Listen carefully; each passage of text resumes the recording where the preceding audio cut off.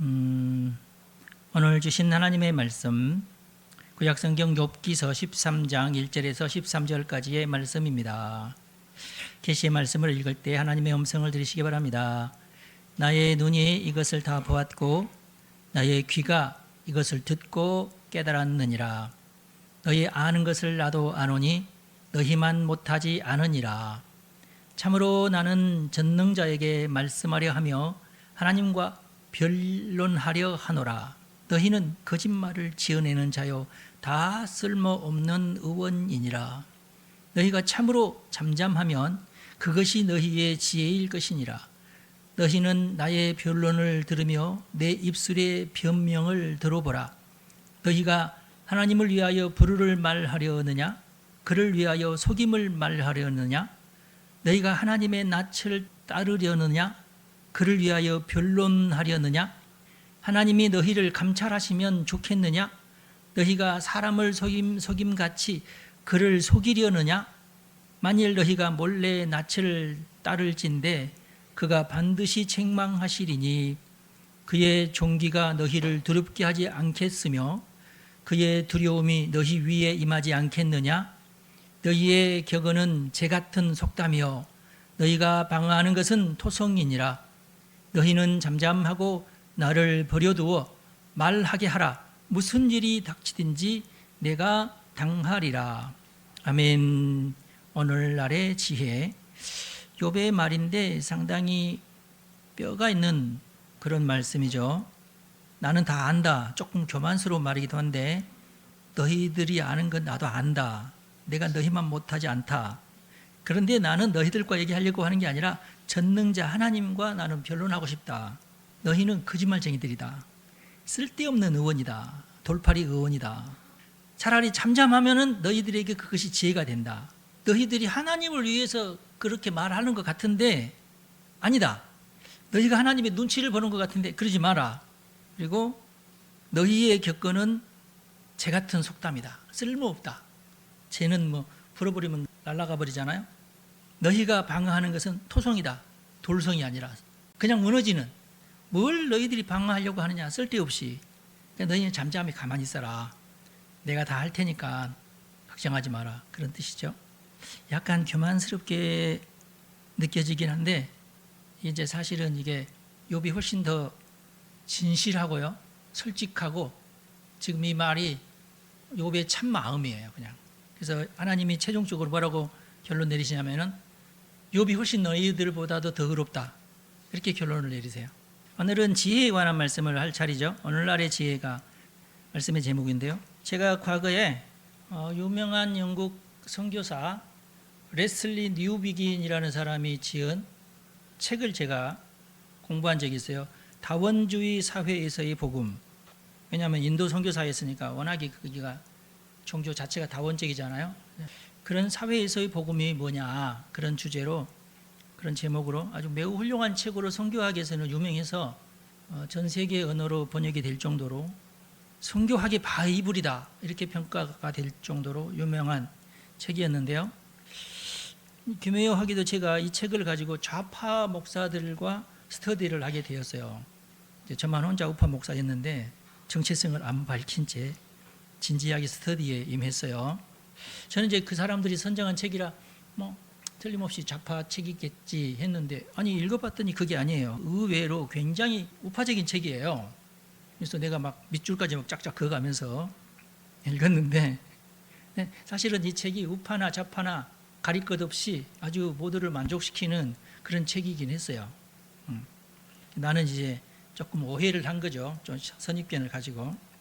책의 주된 내용은 뭐냐면 지금 현대 사회가 다양한 가치관이 공존하고 있는 사회이기 때문에 자칫 기독교 복음의 유일한 진리가 희석될 수 있다.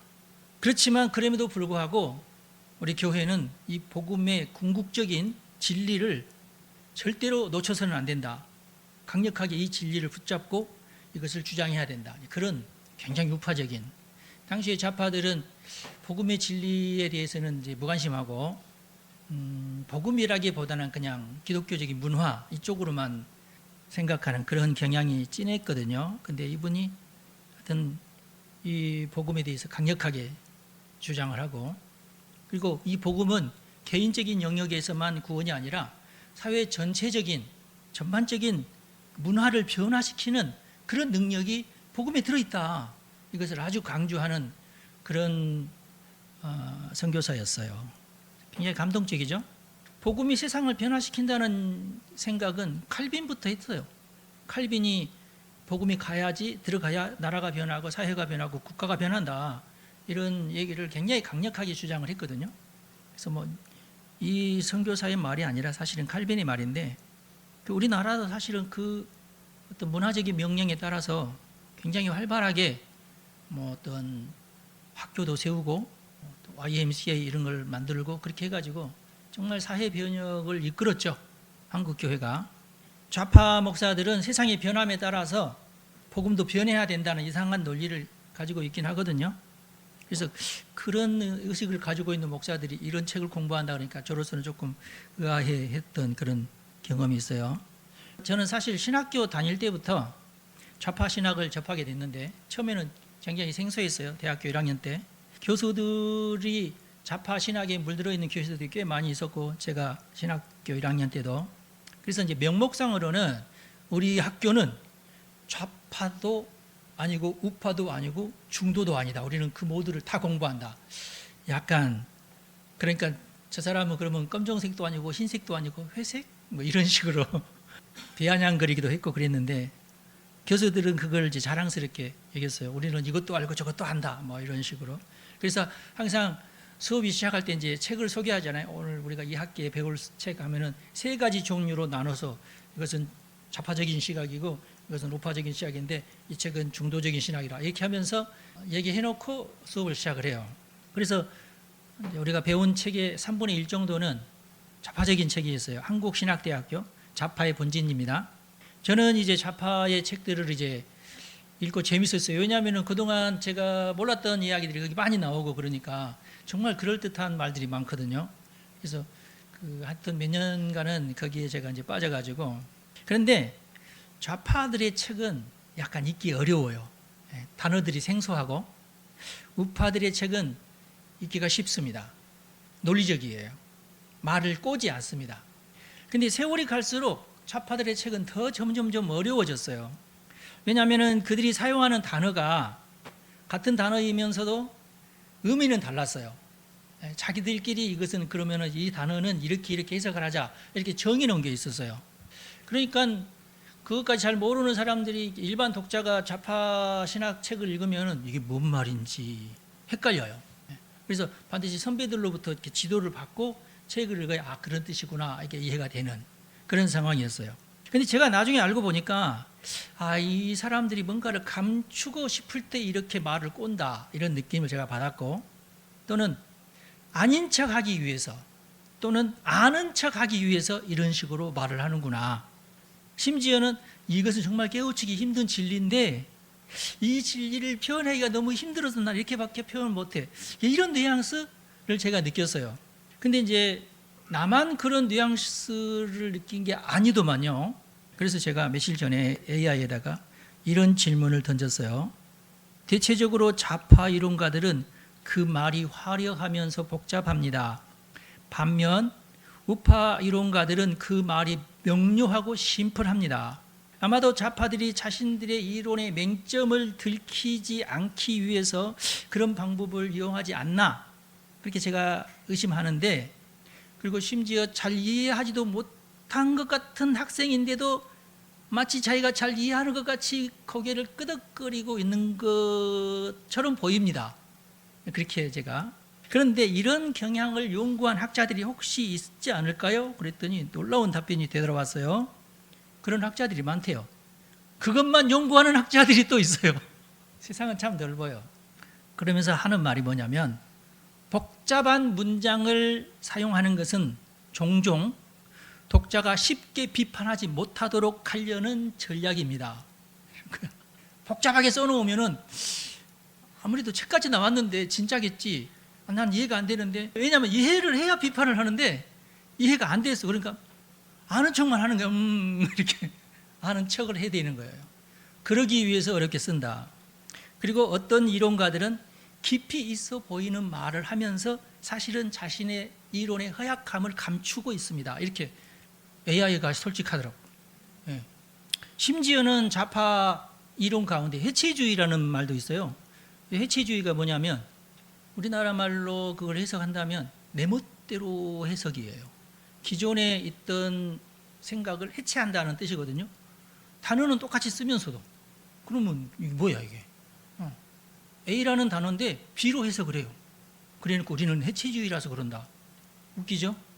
단어를 정확하게 다시 만들든지 그렇게 해야 되는데, 우파 이론가들은 현실적이고 도덕 중심적이고 시장 중심적인 어떤 명료한 전제를 가지고 이론을 펼쳐나가기 때문에 언어도 명시적이에요.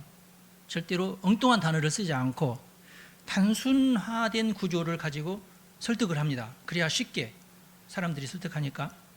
우파의 대표적 인물이, 제일 많이 알려진 인물이 조던 피터슨입니다. 우리 향목이한테 내가 고맙게 생각하는데, 조던 피터슨을 좋아한다고 하면서 나에게 최초로 말했던 청년입니다. 그래서 내가 바로 조던 피터슨 들어가 봤더니 정말로 훌륭하신 분이시더라고. 말이 명료하고 하는 말마다 너무 재밌어요. 우리 젊은이들 유튜브에서 조던 피터슨 치면은 우리나라 말로 번역되고 그런 영상이 굉장히 많은데 굉장히 유익한 영상이 많아요. 제가 추천할 만한 인물입니다. 미국 사람이기는. 캐나다 사람인가? 그죠? 네. 그러면서 이제 AI가 이제 추천을 한 5명을 추천해 주면서 이분들이 좀 유명합니다. 첫 번째로 추천할 만한 사람이 해리 프랭크푸트라는 사람인데, 대표적인 저서가 2005년에 나왔는데 On Bullshit, 우리나라 말로 해석을 하면은 개소리에 대하여 또는 헛소리에 관하여, 이렇게 이제 해석을 할 수 있는, 그러니까 좌파 이론가들이 했던 그 모든 소리가 사실은 헛소리다, 이런 표현이에요. 근데 그들은 진실을 말하기보다는 그럴듯해 보이기 위해서 말한다. 특별히 이제 학계 또는 정치인들, 아주 복잡하고 화려한 언어를 이렇게 막 구사를 하지만은 사실은 그 내용은 별것 없고 그냥 외향적으로 잘나 보이려고 하는 말들이 너무 많다. 근데 그 사람들의 말이 사실은 대부분 이렇게 헛소리다. 거짓말과 헛소리의 차이가 있는데, 거짓말은 진실을 알고 있으면서도 의도적으로 감추는 것이 거짓말이고, 헛소리는 뭐냐? 말하는 사람이 진실 여부에는 관심이 없어요. 예. 자기의 목적을 위해서 뭔가를 막 짓거리긴 하는데 그것이 진실인지 어쩐지는 관심도 없어요. 그런 상태를 헛소리라. 목적은 그럴듯해 보이려고만 한다는 거예요. 그래서 제가 요즘 청문회가 그러는데 그렇잖아요. 그저 쇼맨십이야. 그냥 말하는 사람이나 받아치는 사람이나 진실에는 별로 관심이 없어. 어차피 서로 헛소리 하는데 목소리 큰 자가 이기는 것이니까 시간만 끌자.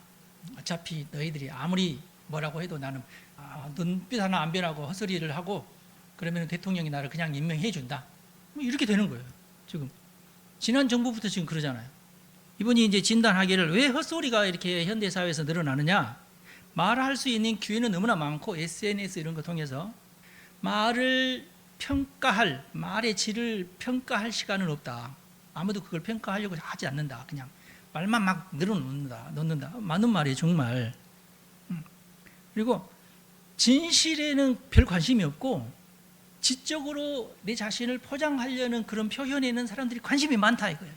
그리고 그냥 그렇게 해서 지나가면은 그냥 묻혀버리고 또 다른 어떤 이슈에 또 매몰하고 그런다는 거예요.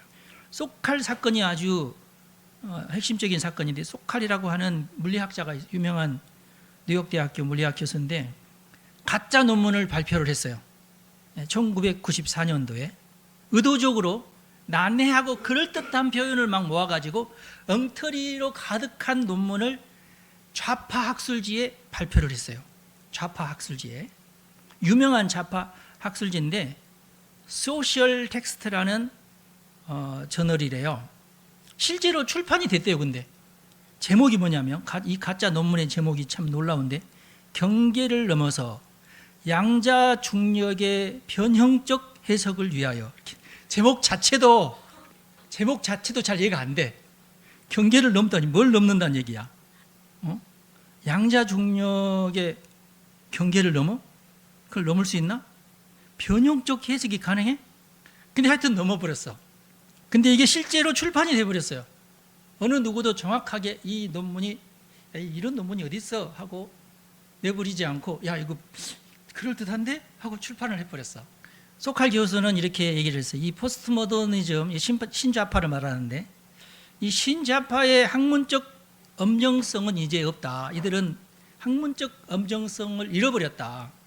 그리고 논문이 그럴듯하게 들리고 편집자의 그 이념, 편집자의 이념에 부합하기만 하면 오케이 한다 이거야.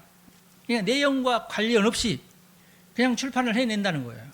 약간 좌파적인 그런 뉘앙스만 보이면 오케이 그냥 무조건 통과. 어차피 내용은 큰 관심 없으니까.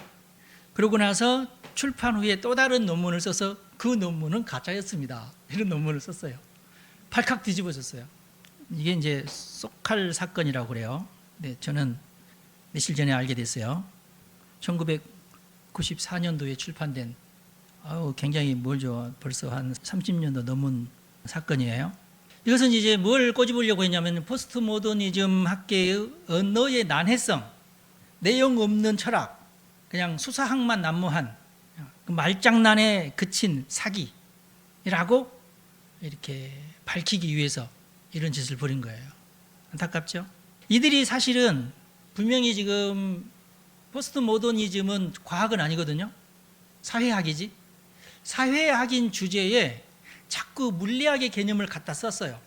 예를 들어서 이제 사회학적 논문인데도 불구하고 양자 중첩이니 뭐 상대성 이론이니 뭐 이런 것을 사회학에다가 집어넣어서 발표를 하니까 아니 어떻게 과학적인 용어를 왜 사회학에서 쓰냐 이거야. 자기들 멋대로 이건 과학적인 거야 라는 뉘앙스를 풍기기 위해서 자기가 거짓말하고 있으니까 그 거짓말이 아닌 것처럼 포장지를 양자 물리학이라는 용어를 가지고 그 자기의 논문의 그 거짓성을 덮는다. 이것을 꼬집기 위해서 이런 이제 해프닝을 벌였다. 근데 언뜻 제 생각에 도킨스도 그러는데 그런 느낌이 확 들더라고요. 그래서 내가 AI에다가 야 도킨스도 그런다. 그랬더니 맞습니다. 도킨스도 똑같습니다. 도킨스가 누군지 아세요? 지금 현재 젊은이들에게 제일 잘 알려진 진화론 학자예요. 세계에서 제일 유명해요. 이기적 유전자를 저술한. 저도 이기적 유전자를 다 봤거든요. 헛소리입니다. 정확하게 헛소리인데 유튜브에 보면은 도킨스하고 경쟁하는 학자하고 아주 고상하고 아주 교양미 넘치고 아주 철학적이면서 과학적인 얘기를 막 하는 그것도 1시간 넘게 얘기하는 것이 막 나오거든요. 그 밑에 댓글들을 보면 교수님의 말씀을 듣고 제가 감탄해. 그런 댓글들이 굉장히 많아요. 저는 헛소리라고 치고 싶은데 아유 참. 소칼도 도킨스를 비판하기를 과학적 개념으로 포장은 했지만 실험도 예측도 불가능한 비과학적 은유에 불과하다. 이렇게 평가를 했어요. 그러면서 과학의 권위를 빌려서 이데올로기적 주장을 정당화하는 것은 위험하다. 그러다 보니까 제가 이제 우리나라의 김재동 씨가 생각나더라고. 이 양반이 했던 말 중에 중요한 말이 어떤 사람은 저한테 헌법을 전공하지 않는 사람이 헌법에 대해서 얘기한다고 하던데 그래서 제가 그랬어요. 천문학을 전공해야 별을 보냐? 지리학을 전공해야 내비게이션을 보냐? 가정학과를 나오면 집안일만 하냐? 그러면서 하는 말이 좀 말 좀 되는 소리를 해라. 지 말이 안 되는 소리인지 모르고 헌법의 주인이 누구냐? 헌법 제1조 2항에 보면은 대한민국의 모든 권력은 국민으로부터 나온다. 그러면 이제 김재동이 좋아하는 사람들 오예 하면서 박수 치면서 좋아하고 막 그러잖아요. 하지만 여러분 이 말은 아니죠. 국민들에게는 투표권밖에 없죠. 그것도 투표도 한 사람이 여러 개 할 수 있는 것도 아니고 한 사람이 하나밖에 못하고 그래서 결국은 대의민주주의를 통해서 대통령을 뽑든지 국회의원을 뽑든지 뭐 그렇잖아요. 우리가 무슨 권력이 지금 국민에게 있어요. 감정 호소의 어떤 언어죠. 논리가 빈약하고 김지동이나 히틀러나 무솔리니나 뭐가 달라요? 다 똑같지. 감정의 호소에서 대중을 막 선동시키는 선동가에 불과하죠. 지금 우리나라는 이런 선동가들을 앞세워서 정권을 휘어잡은 자들이 지금 현재 우리나라의 현실을 너무나 지금 잘못 오해하고 나라가 정말 얼마나 더 망가뜨려 갈지 많은 사람들이 우려하고 있잖아요. 저는 마오쩌둥과 같은 미친 짓은 안 했으면 좋겠다. 마오쩌둥이 했던 대약진 운동, 쥐를 잡자, 참새를 잡자, 파리를 잡자, 모기를 잡자, 이것이 대약진 운동이거든요. 참새를 다 잡아요. 참새들이 쪼아먹는 나달이 얼마나 많냐. 참새들을 다 잡으면 수확량이 엄청 늘어날 것이다. 그랬어요. 쥐를 잡자. 쥐가 먹어버리는, 우리가 수확해내고 창고에 있는 쌀을 먹어대는 이 쥐를 잡아야 된다. 그래가지고 쥐 잡기 운동, 참새 잡기 운동 했는데 기아가 왔죠. 참새들이 나달만 먹는 게 아니라 해충을 다 잡아먹거든요. 해충을 안 잡아먹으니까 해충이 창궐 해가지고 그 해에는 완전 흉년이 돼버린 거예요. 그래가지고 2천만 명이 굶어 죽었어요. 여러분, 중국에서. 그러자 이 마오쩌둥은 민심이 흉흉해지고 자기가 권력에서 밀려날 것을 두려워해서 중고등학생들을 이용했죠. 중고등학생, 대학생, 초년생들을 이용해가지고 문화혁명을 일으켰습니다. 그렇게 해서 조금 머리에 들어있는 애들은 자기를 비판하니까 야, 안경 끼고 있는 사람 다 죽여라. 대학 교수들은 다 파면시켜라. 그런 운동, 문화대혁명이거든요. 그러면서 종교는 아편이다. 모든 사찰 다 무너뜨리고 교회는 다 무너뜨리고 그런 짓을 했어요. 그렇게 해서 그 중국이 3등 국가로 추락한 사건이죠. 마오쩌둥이 죽은 다음에 부랴부랴 수습을 해가지고 오늘날 중국이 된 겁니다. 그러면서 공산주의를 버리고 수정주의로 돌아서면서 야, 우리도 경제적인 발전을 하자. 그전에는 부자들은 다 잡아 죽이자. 그래서 모든 부자들을 다 잡아 죽이고 그 모든 농토를 다 빼앗고 그랬거든요. 그런데 마오쩌둥 이후에 등소평은 뭐라고 했냐면 부자가 되자. 자유시장 경제를 받아들였죠. 그래서 오늘날의 저 중국이 된 겁니다, 여러분. 근데 오늘날 그 마오쩌둥 시대에 앞서서 홍위병 역할을 하면서 지식인들을 죽창으로 찔려 죽였던 사람들이 광장에서 광장물을 춥니다. 광장에서 광장물을 춘다 그러면 아, 저들이 대약진 운동의 주동자들이라 생각하시면 돼요. 우리나라 제주도에 와서 막 하면서 시끌시끌하게 돌아다니면서 쓰레기 막 버리고 지들 멋대로 하는 사람들은 대약진 운동 때의 홍위병들입니다. 그렇게 이해하시면 돼요. 안타깝죠? 지금의 대한민국은 어떻습니까? 종중민국이 되었죠. 대다수 국민들은 투표권 하나도 제대로 행사하지 못합니다. 왜냐하면 투표권이 도둑질당하고 있잖아요. 우리나라만 그런 게 아니라 중국이 세계 전부 투표를 하는 나라들에게 개입을 해가지고 부정투표를 하도록 지금 다 중국이 손을 짜놨어요. 거기서 벗어난 나라 대만도 비로소 거기서 벗어나가지고 대만은 앞으로 절대 투표기를 사용하지 않습니다. 이게 몇 년 안 됐어요. 그 투표기를 만들어서 수출하는 나라가 바로 우리나라입니다. 지금 현재는 이걸 어떻게 할 수가 없어요. 모스탄 미국 제사가 와가지고 그 얘기 막 하고 갔잖아요. 저는 이런 현상을 마치 욥이 고통 속에서 친구들의 헛된 조롱을 바라보면서 했던 말들이 제가 생각이 나서 오늘 본문 말씀을 정한 겁니다. 지금 현재 우리 한국의 정치적인 정체성이 바로 그런 현상 아닌가 안타깝죠. 욥의 친구들이 했던 말들은 뭐 몇 개 다 나와 있지만은 장황하죠. 율법주의에서 벗어나지 않는 계속 반복되는 똑같은 말, 비슷한 말 이런 것이 계속되니까 욥으로서는 고통스럽죠. 아, 저놈도 빨리 가야 되는데 안 가고 계속 잠도 못 자고 있는데 24시간 가려워서 지금 긁고 있고 한숨도 자지 못하고 있는데 가장 큰 고통이 무슨 고통이냐?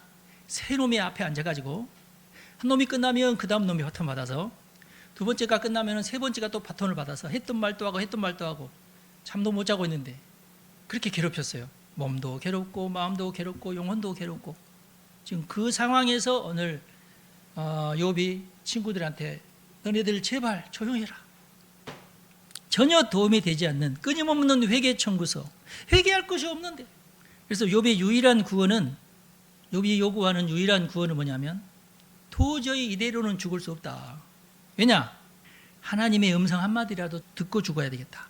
내가 왜 오늘 이 지경인지, 내가 이 지경이 될 정도로 내가 무슨 죄를 지었는지 나는 아무리 생각하고 막 긁어내고 또 긁어내도 나의 기억력을 다 긁어내도 이렇게 저주를 받아야 될 만한 죄를 지은 기억이 없는 거야. 하나님은 정의로우신 분이신데 어떻게 내가 이럴 수가 있는가? 이해가 안 되는 거야. 그래서 이것을 이해를 하려면은 저 친구들이 하는 저런 말은 필요가 없다. 너희들 말은 필요 없어. 하나님이 나타나셔서 딱 한마디만 해주시면 난 아멘 하고 난 그러면 나는 죽을 수 있어. 편하게. 지금 그 심정이거든요. 이게 하나님의 음성이 욥이 갈망하는 딱 한 가지 소원이었어요.